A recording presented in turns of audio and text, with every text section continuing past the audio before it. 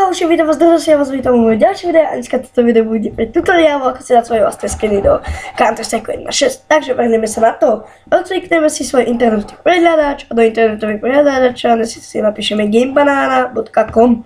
Stránku budete mať v popisku videa. OK, takže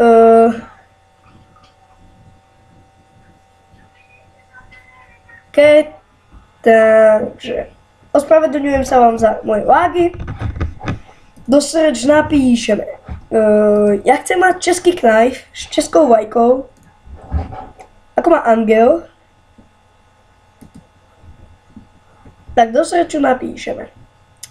CZ knife.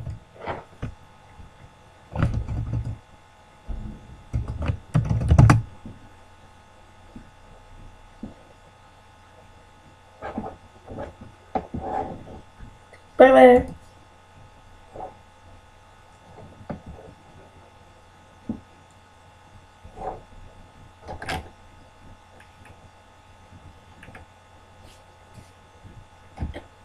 Ne, to prvé nie. To som povedal. To chce prvé, nech si dá prvé. Toto druhé som myslel. Alebo toto. A ten je preč.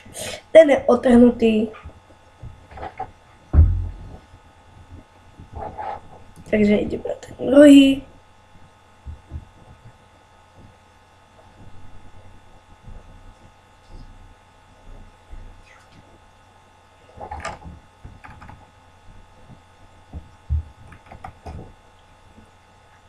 Dáme manuál do vod. Potom vám ešte jedno skočí, že vyskočí do vod.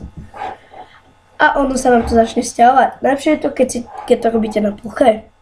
Takže tuto máme ten český knife.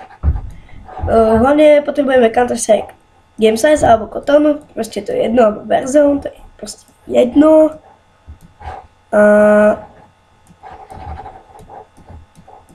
Takže štikneme na to pravým tlačítkom a dáme otvoriť umiestnenie súboru.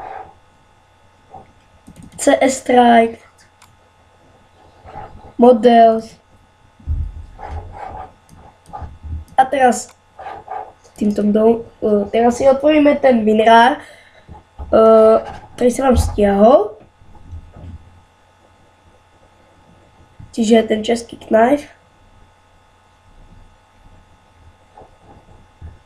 Dávaj.